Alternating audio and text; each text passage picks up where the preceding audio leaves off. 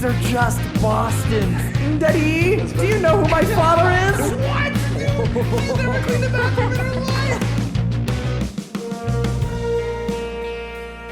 Actually, I had the experience where I bought a Foo Fighters album and I bought a Nirvana album, and I did not know that they were tied together. Yeah. And then I opened, I remember being in the parking lot of the American Mall that I had gone to, where I bought my first band t-shirts at a Hot Topic. Right. And I was sitting in the parking lot while my mom and sister went into a JCPenney. Nice. And I was reading the leaflet inside the Nirvana album, and I was like, Dave Grohl? What? And then I was looking at the photos and shit, and I was just like, oh my God, they're the same guy. Holy shit. That's funny. Yeah, I had that fucking discovery in the parking lot of basically the Mall of America. Every mall is the Mall of America to me. That's so funny. Dude. Yeah. What? Hey, Mom, did you know? Did you know that? Dude, you know what the best part is? My mom didn't know that. Yeah. Because she doesn't give a fuck about music at all. Dude, I was like really getting into like music and like especially like my Nirvana phase. I like asked my parents stuff about the early 90s and they're like, we don't know. Yeah. It's like when I talked to my grandmother about like, yeah, you know Steven Tyler from Aerosmith? She's like, no. I'm like, you were there. Yeah. She's like, you mean that guy from American Idol? I'm like, yes, but no, grandma, what the fuck? Yeah, it was actually funny when I was home for Christmas. I was just chilling in my living room, and then my mom was also chilling in the living room. But she was like on Facebook on the videos, and this girl that like Julia watches that does like true crime, came across her thing, and she was doing like a video on Kurt Cobain, and my mom was watching it. So I was like listening to my mom.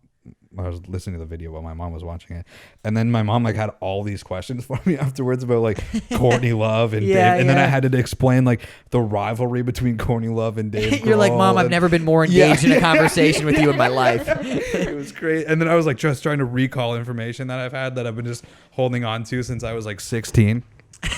I'm like, yeah, so see, it was a really big deal when they got inducted into the Rock and Roll Hall of Fame because it was the first time that Courtney Love and Dave Grohl were going to be like in the same room together in years, and everybody was wondering what was going to happen, and they hugged, and it was crazy. Yeah. Wait, what happened between them? Oh my God, because Courtney Love likely got Kurt Cobain murdered, likely something like that. Yeah, and just her and Dave never really fucking. Okay, imagine this, right? So imagine, I have all these friends, right? And then imagine you come in. Okay, and I'm now infatuated with you, and you're like, "Hey, have you ever tried heroin?" And I'm like, "No," and you're like, "It's sick." And then you and I is that a thing? Start doing heroin. What? Did Courtney introduce that? I think she did. So she just messed up his life. Well, but I don't know, basically. I mean, then also, I mean, Courtney him? Love, I think, Hole was making some pretty good money, I would imagine, but like Nirvana, not Nirvana money. Okay, money. Yeah. I don't know. I don't know the money. I was like, not Nirvana money. Definitely not. And then, so also, that's sick. Now they're married. I have Nirvana. You have Nirvana money. Mm-hmm. And then now just my bandmates are like, this is fucking insane. We're like the biggest band in the world. This lady over here good save. is fucking with my best friend, and also like my livelihood is collateral damage of that. Okay.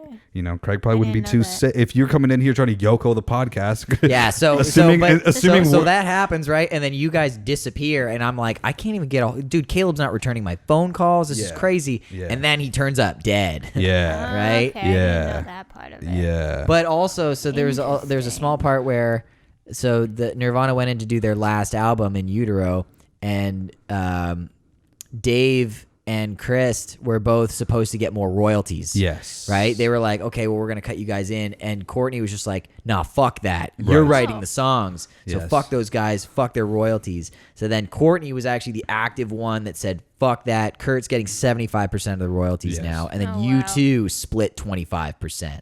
That's fucked. Yeah. That's also a big thing that just happens, I think, in general. Mm-hmm. Yes. In music, like I know Billy Corgan was talking about that, where like there's a bunch of times with the Smashing Pumpkins where like record execs would like pull him aside and be like, I mean, you're doing all of it. You should get more. Yeah, why aren't you? Fuck them. Yeah. You know? It's better. So like, even it's so funny because like I've been in a bunch of smaller bands where like I'm the one that brings that shit up because I know those stories from those bands.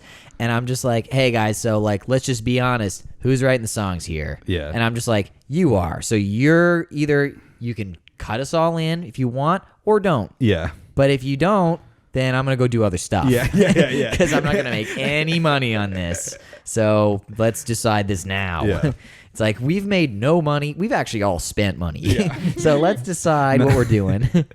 Yeah, so it gets pretty insane. Another crazy story that I guess is true is when like Kurt like got out of the rehab or whatever to fly home before he died. I guess he was on a plane with Duff McKagan. Oh, and yeah. they were like shooting I've the heard about shit, that. and then I guess like Duff was like, "Man, this is weird," and they got off the plane, and then Duff was like, "I should invite him over."